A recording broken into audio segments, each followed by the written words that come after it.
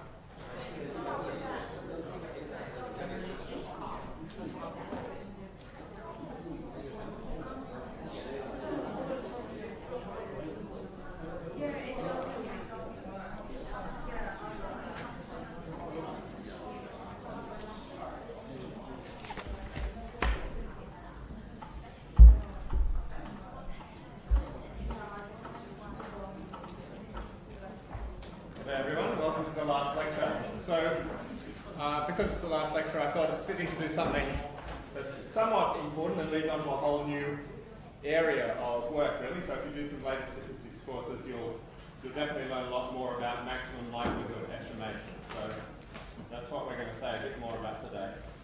More on maximum likelihood estimation.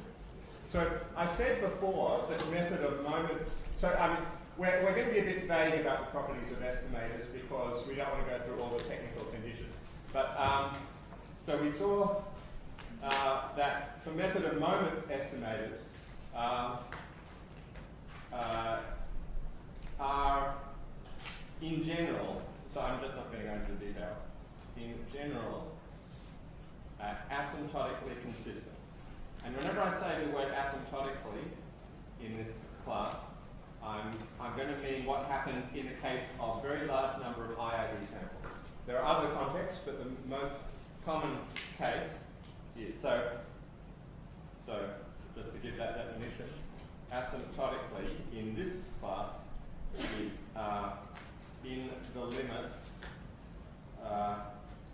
of n IID observations as n tends to be. That's what the asymptotic is.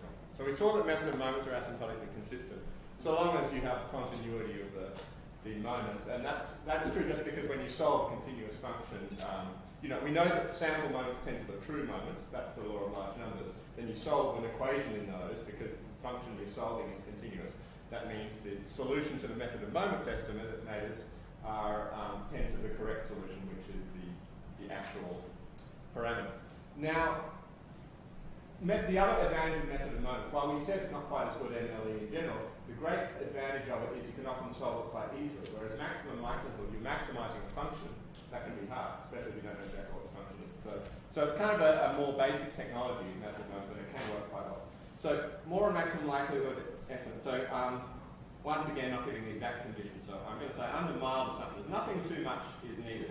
For instance, definitely the case if you've got a range of densities depending on theta that's very continuously with theta. That's definitely the case. Or if you've got a range of probability mass functions that vary continuously with theta, not too much unusual. then under those assumptions, the maximum likelihood estimates of a parameter theta are also asymptotically consistent. So remember, consistent means not that they're unbiased for a fixed n, but sort of that the limit in large n is unbiased. If you let n tend to infinity, then the not only the expectation, but the estimators themselves converge with probability. Sorry, to converge in probability to the estimator. They're also asymptotically consistent, and here's the best thing: they have asymptotically minimum variance.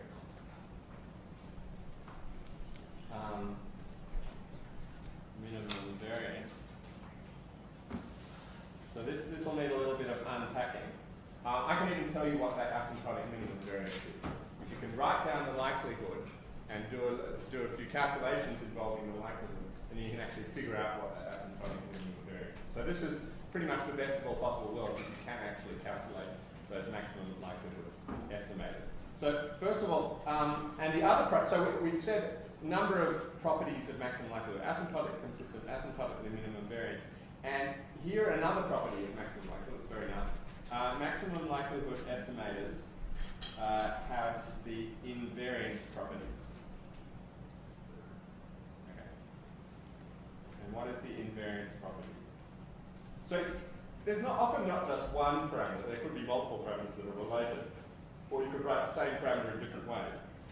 So if t of theta is a function of the parameter theta. So for instance, your parameter might be p, the probability for a binary. And then what's a function? You could take log p, right? That'll be something less than 0, but that's a function of it. And you could take p as a parameter, or alternatively, you could take log p as a parameter. It's a re-parameterization, right? Picking another. So often, whether it's t or whether it's something else related to t, we want there to be a relation between them. And for maximum likelihood, it's actually the best relation you could hope for. So then, the maximum likelihood estimator of t of theta, the transformed parameter, is t of the maximum likelihood estimator of theta. So if ever I need to make clear that I'm talking about the maximum likelihood estimator, well, let's put it here. Theta hat, I'll just put subscript NLE in case it was not clear that I'm talking about maximum likelihood. So now, I guess I won't write down that as a proof, but you just remember, likelihood is not the same as a Bayesian posterior. It's the opposite, actually. A Bayesian posterior says, what's the chance of the parameter given the observation? That's what a posterior is. Probability of parameter given observation, or density of parameter given observation. Likelihood is the opposite. It's density of observation given parameter, or probability, mass function of observation given parameter. So the likelihood is an objective thing. It's frequentist. There's no subjectivity. Posteriors are subjective. So here we're back to frequentist statistics. There's no priors, no posteriors, just the likelihood.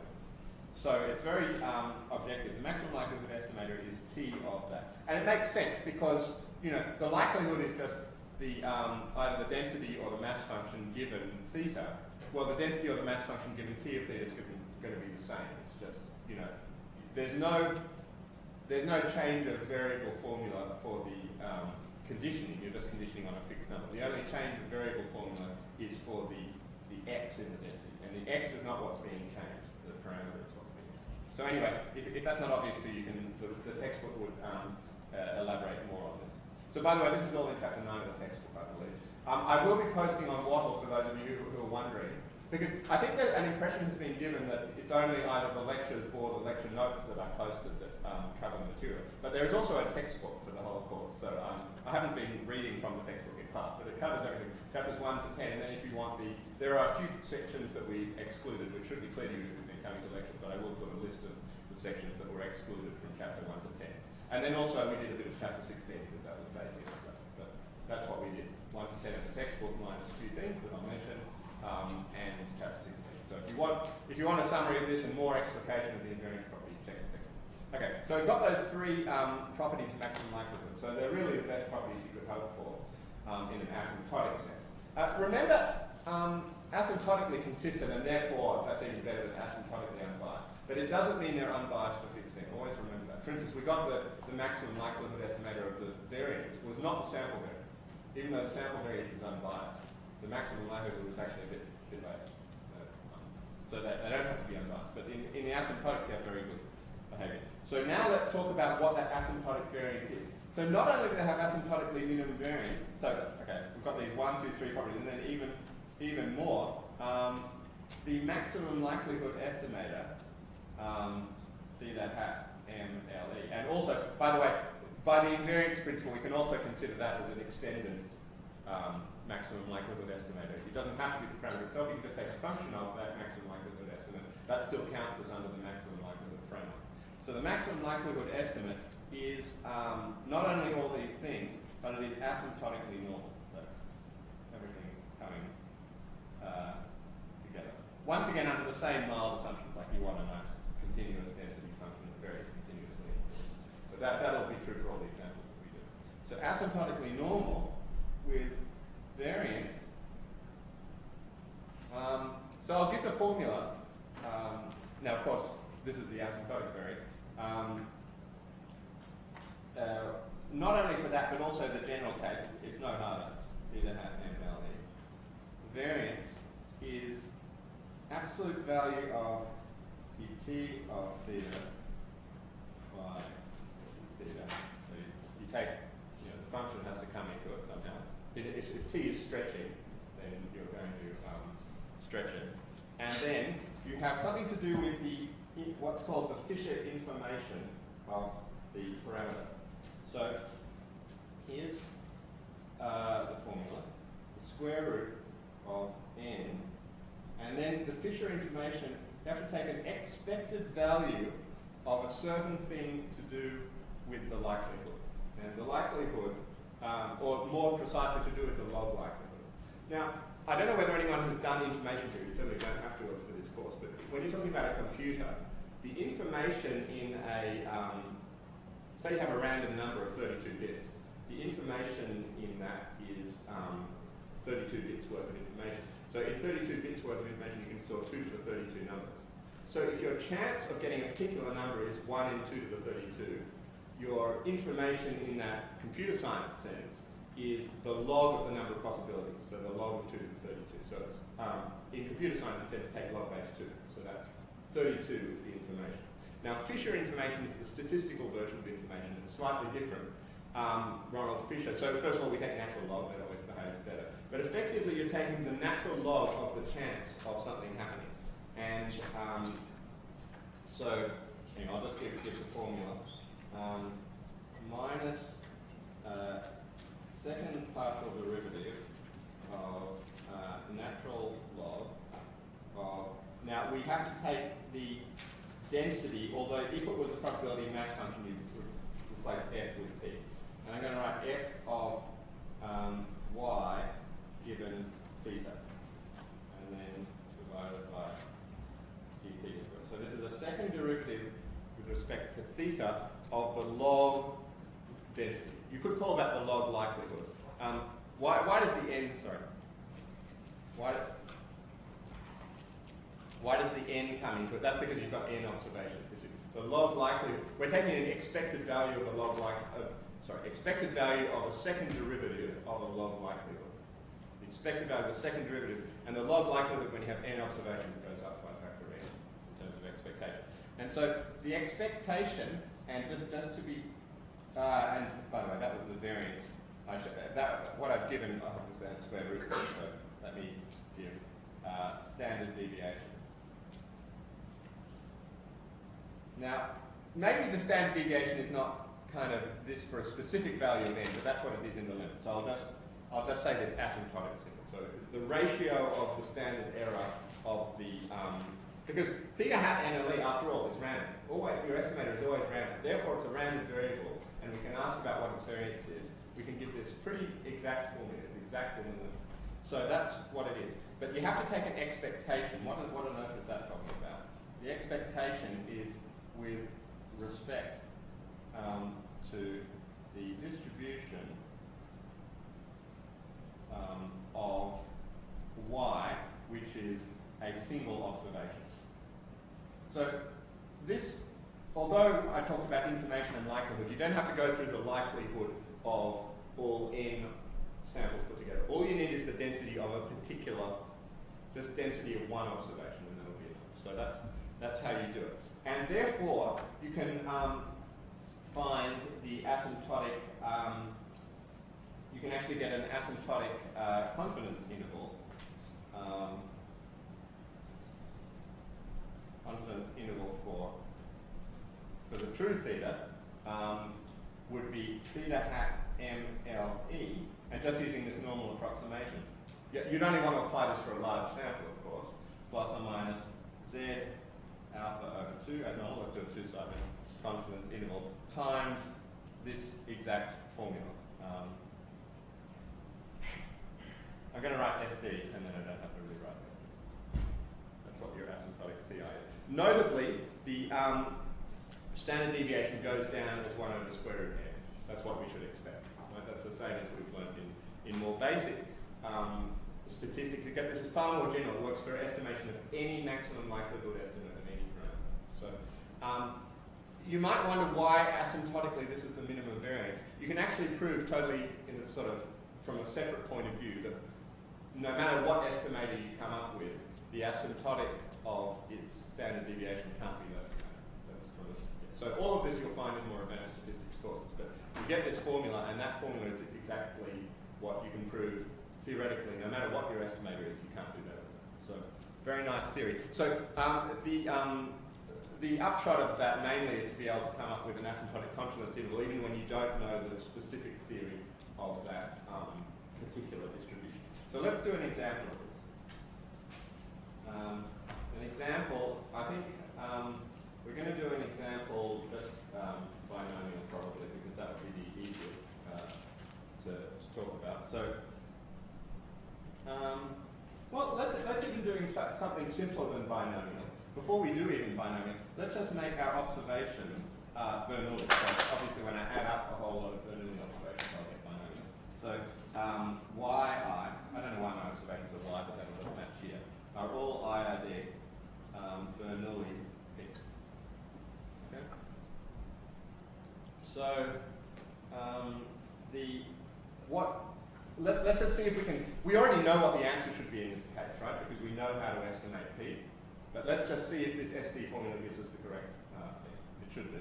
So apply the asymptotic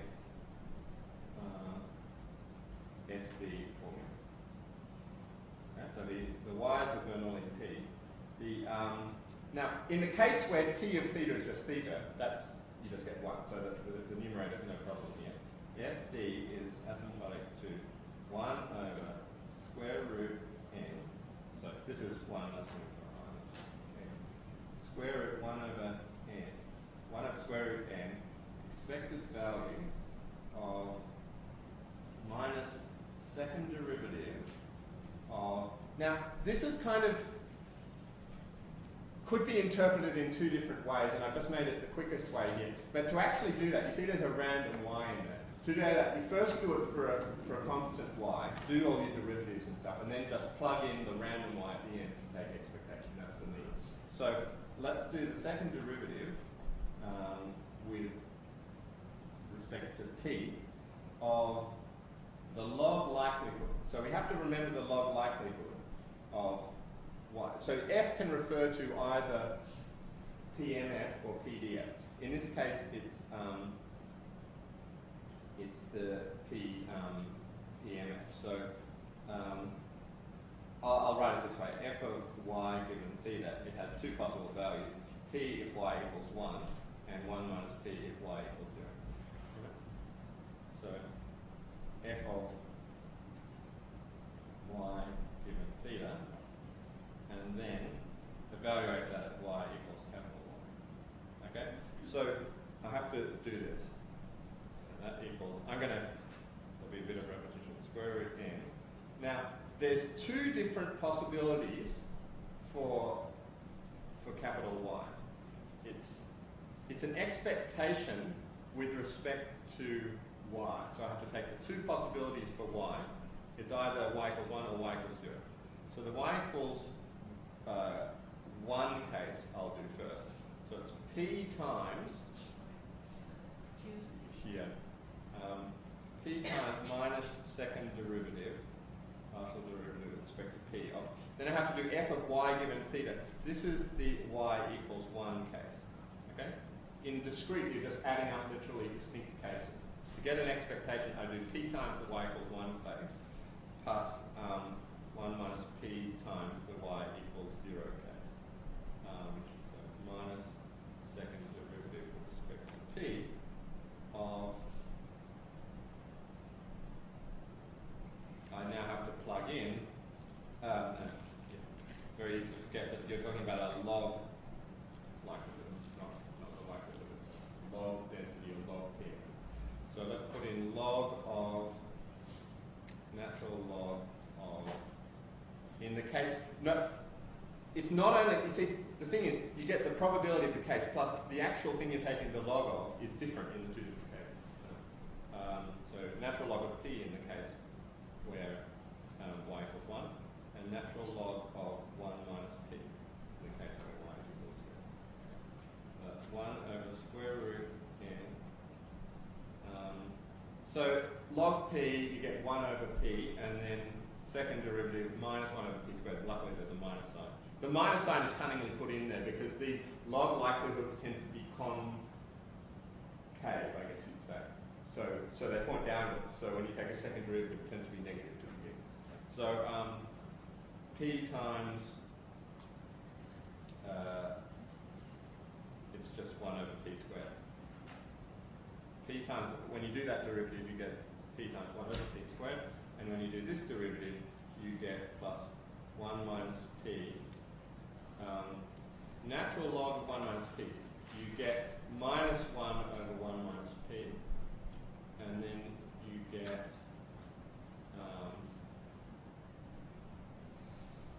minus 1 over 1 minus P squared.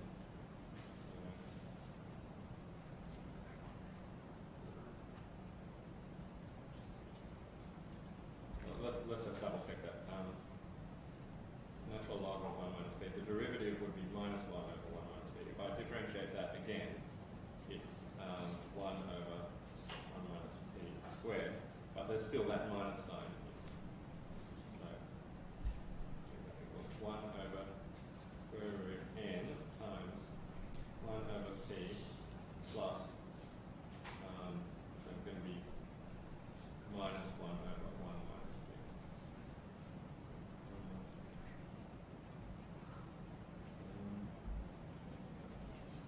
Have I actually got my minuses wrong? Yeah. Gee, yeah, it's a problem here, isn't it? Log of 1 minus P. Yeah, because there's a minus from that. Yeah. Okay, really sorry about that. The second derivative already has a minus in it, so too many minuses. Okay, that's a plus. Okay, 1 over square root. So 1 minus P plus P is 1. N over P 1 minus P. Okay, this is starting to look familiar. Square root P 1 minus P divided by N. Okay, very good. And then that is the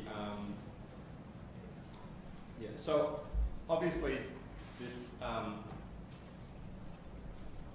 now you might say that this is going around in circles because we run into the same problem that we did just basically for estimating parameters, which is we don't actually know P when we're estimating the parameter. So if you know, having said that the asymptotic confidence interval for theta is plus or minus z alpha over 2 SD, and then you get this SD formula that includes the unknown parameter. So it's the same problem as we had for binomial, but this is far more general. Now the solution is just the same as before. So I'll just do SD subscript estimate, you know, which is replacing theta by theta hat MLE, nothing else. Okay? And that's, okay, it seems dodgy, but remember that all maximum likelihood estimators under the mild condition we have of continuity are going to be consistent. So for large n, which is after all this is an asymptotic for large n, then that is a perfectly reasonable thing to do. You're already losing more in this approximation than you would by replacing theta by theta hat MLE. It's much like the real gain when you, if you remember the Z statistic for a proportion, it's P hat minus p naught divided by the standard error. The big errors will come in the numerator. There'll be fewer errors in the denominator because that's just the standard error. It's the same deal here, so it's not a big deal if you replace theta hat by theta hat. Okay, so I won't go through the confidence interval that this gives you because it's obviously the same as we did for proportional statement. So now let's try and do one example that does not match what we did before, and let's do a continuous example. A continuous example. Okay, and why not do anything other than our classic exponential lambda? Now, I always have this convention lambda or beta. Lambda rate parameter, beta scale parameter. Personally, rate parameters are much better because there's this fact about exponentials, which is that the rate parameters add. If you have minimum, remember, a higher rate parameter means you have a shorter wait. Exponential is a waiting time. So if you take the minimum of two exponentials, you add the rate parameters. So rate parameters are much nicer than scale parameters. And you also see that in the Bayesian case.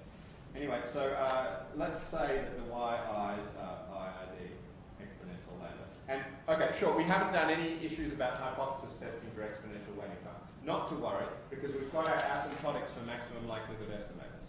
So let's first talk about the maximum likelihood estimator. So we better actually do the MLE in this case.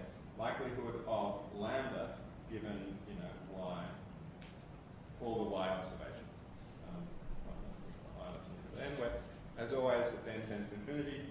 The likelihood is product I equals 1 to n of lambda to y, so lambda e to the minus lambda y. Now all the lambdas are the same, that's your parameter. Okay, so that's equal to lambda to the n e to the minus lambda sum I equals 1 to n y. And I should say all the yi's are positive. It's always good to specify that when you're putting likelihoods or densities. So the maximum likelihood, let's do the log likelihood, is n natural log of lambda minus lambda sum of n yi. The L prime lambda is n over lambda minus n y. You see why we prefer lambda to beta, which makes everything a lot better. I even would advocate, although in this course I did gamma alpha beta. I prefer to do gamma alpha lambda. So next time I teach the course I'll change it.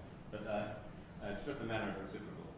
So n over lambda, yeah, so lambda hat MLE is, really I was trying to follow the textbook so that there's no confusion. So n over sum I equals 1 to n y. Now of course this is otherwise known as 1 over y bar, so nice formula for the maximum likelihood estimator. So now we want, sure that's a point estimate, let's get the confidence interval, we'll do it in the asymptotic case. And what we have to do, according to our formula back, is, and so I gave you the generalized case with t of theta, but we're just doing theta or lambda in this case. So let's find the information first. The expectation of minus the second derivative of the natural log of the density, which I'll just write straight in here, lambda e to the minus lambda y. Okay? And that is divided by the lambda squared. So this is a second partial derivative with respect to lambda. You keep y constant in that derivative. And then substitute y equals 1. So although this was kind of a compact way to do it, it's probably best in general to do it with a lowercase y and then substitute. After doing the second derivative, but before doing the expectation, you substitute y equals capital Y. That would be my recommendation. So that is expected value of, now we've got to do some lambda differentiating here. Unfortunately, it's not as simple as it could be. So let's just do the differentiation. Lambda e to the minus lambda y. Remember, y is constant. So I'll get e to the minus lambda y plus 1 minus, well, plus minus y times lambda e to 1. So that's 1 minus lambda y. That's what I get by doing the first partial derivative. Now I have to do the second partial derivative, e to the minus lambda y. So this is a product rule differentiation.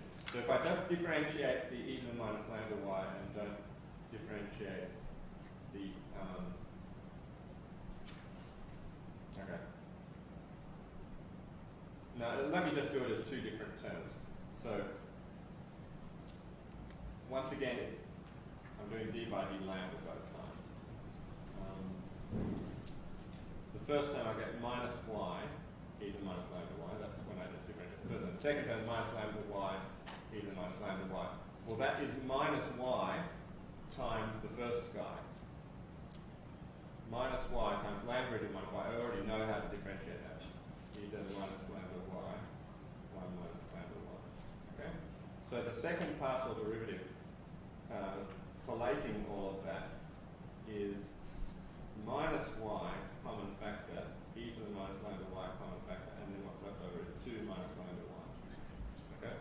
So that's my formula for the second partial derivative. As usual, it's negative, so we're just going to put in that positive sign. So this is the expected value of y, 2 minus lambda y, e to the minus lambda y. Okay. So I have to take that expectation. Unfortunately, that becomes an integral, of course, because y is continuous. So let's do the integral from 0 to infinity, y, 2 minus lambda y. Yeah, no, okay. Now I know why this wasn't working nearly as nicely as I wanted. I forgot to take log, so this is, yeah. Okay, so, didn't look right. Okay. Let's start again doing it with the natural, yeah. Always take log likelihood first, and then you'll get a much better calculation. Okay, natural log, okay. Natural log of lambda e to the minus lambda y is equal to natural log, minus lambda y. Okay? So that's what the first with respect to lambda e to the minus lambda y. First derivative is 1 over lambda minus y. Okay, that's better. d2 by d lambda squared, natural log of lambda e to the minus lambda y is minus 1 over lambda squared. Okay, the y drops out because we're doing partial with respect to lambda. So the information thing that was obtained by doing an expectation of minus d2 by d lambda squared of natural log of the likelihood. You can say natural log of the likelihood, but it's the likelihood of an individual spectrum, which is the density. And then y equals y equals expected value of, I just calculated what this thing is, minus 1 over lambda squared. So what on earth, what does this mean? Minus 1 over lambda squared given y equals y. It's a constant, so you don't have to do anything. Expected value of a constant with respect to y is just minus 1 over lambda squared. Okay. So the standard asymptotic standard deviation, asymptotic to minus 1 over the square root of n times the information. Did I say this? Okay. There was a minus d by d. Yeah. The second derivative as normal was negative, so I take expectation of minus the second derivative, which is positive. I think the information should be positive, otherwise you've done something wrong. Yeah. So the information is plus 1 over lambda squared. N times the information, 1 over lambda squared. Okay, which is equal to lambda divided by root n. This is an awfully nice formula. And so if you were to do estimation now it still does of course depend on lambda, and you do the normal thing where you substitute in the maximum likelihood estimate. So the maximum likelihood estimate for lambda was of course lambda at MLE, just to reiterate from last time, 1 over y bar, where y are the observations. And the confidence interval, so this, to be clear, this is an asymptotic as n tends to infinity of the confidence interval. If n was 1, this would not work very well at all. So 1 minus alpha confidence lambda is lambda hat. So it's 1 over y bar, which is the point estimate, plus or minus z alpha over 2 times the standard error estimate times lambda over red end, but of course I don't know lambda, so I substitute in the estimate 1 over y bar square root. Okay? No, that's your maximum y. So the merit of this method is it's not restricted to the situations that I've cooked up for you for confidence intervals. And we're not going to do it in this class, but you can have a similar method for doing asymptotic tests.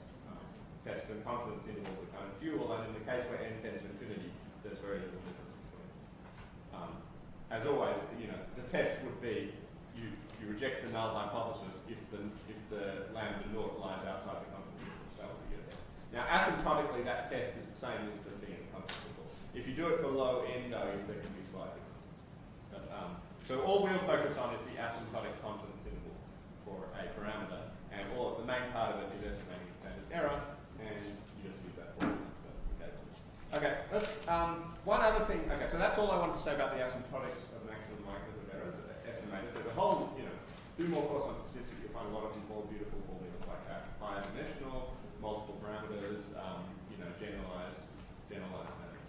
So for now, we're going to do a little more, I had a couple of requests of, I kept teasing that maximum likelihood you didn't have to have the IID. So it does make things more complicated. So let us do an example, and I'll try to make it not too complicated. A non-IID MLE example.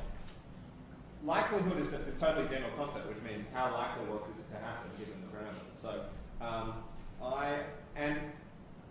in the notes from the typed up notes, it's very frequent for these things to be phrased in a very vague fashion. But let's try and see how you get a vague phrasing and turn it into a precise estimation. So I roll a die 3. Okay, I'm going to do a flip of a coin because this is about whether the coin is marked. Flip coin.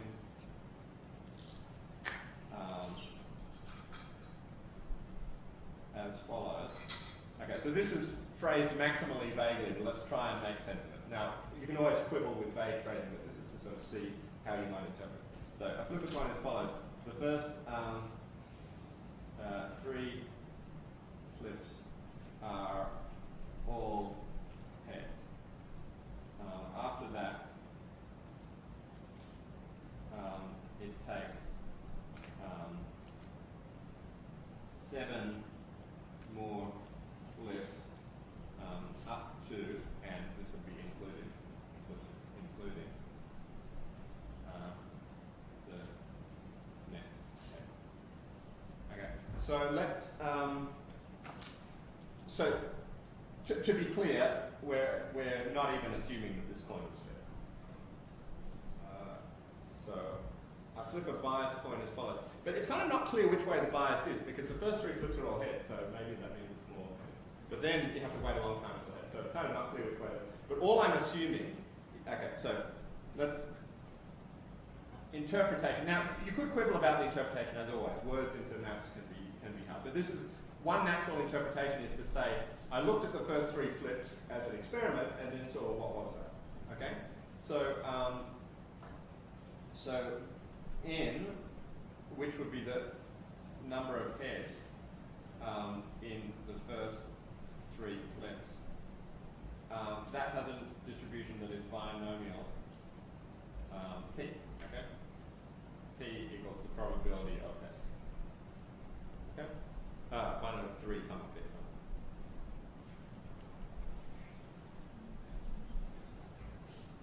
3p. And then there's also a delay. I've always made my binomials k, so I'm going to make that one k. And then n is going to be number of flips up to and including the next heads. Okay? Heads being like singular, maybe I should say heads. So that is, of course, geometric. By the way, the one thing you can't do with this MLE is what we were just talking about, asymptotics. Asymptotic MLEs are for IOD case large N. This has nothing to do with this. Okay? This is a low N MLE. So we're not going to be giving a confidence interval, but we are going to be giving a point estimate based on maximum likelihood. So, and this geometric T. Yeah. So I just need to write down the likelihood of. Remember, you do the likelihood of the parameter given particular observations, and I'll just write the observations as k, comma n. I could write it as x1 dot dot dot, but that would be effectively an infinite number of pointers. But these are the summaries that I really need. And the likelihood I get might be different if I had a different interpretation, because the first interpretation might be, go until the first, So you could make an argument that a different interpretation, like that the first one should be wait until the first tails. Then you would have a geometric 1 minus p plus a geometric p minus 1 because you would not be including the first tails. So if you went up till including the first tails and then went up to and including the first heads after that, that would be totally different. You get a different likelihood, a different estimate. But it's just so that's translating. By the way, I guarantee on the exam, if you choose a reasonable interpretation of words into maths, that will be fine, correct? Even if it's not the one I had in mind. But often I'll try to be as clear as possible. So anyway, according to this interpretation, there are a lot of things like this on the typed up notes. So likelihood of p given k and n, I just have to do. Of course, k and n are not independently given p. I have to do the product of those two likelihoods. So binomial 3, p is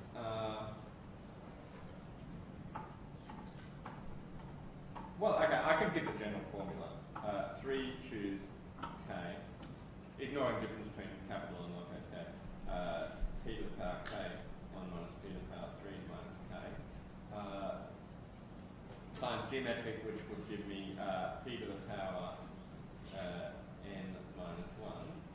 No, 1 minus p to the power n minus 1 times p, because n minus 1 failure is a success. Then that's what it is. Now, you could differentiate that, you'd be fine. That would give you the general. But let's do a shortcut. We're only interested in the case k equals 3 and equals 7.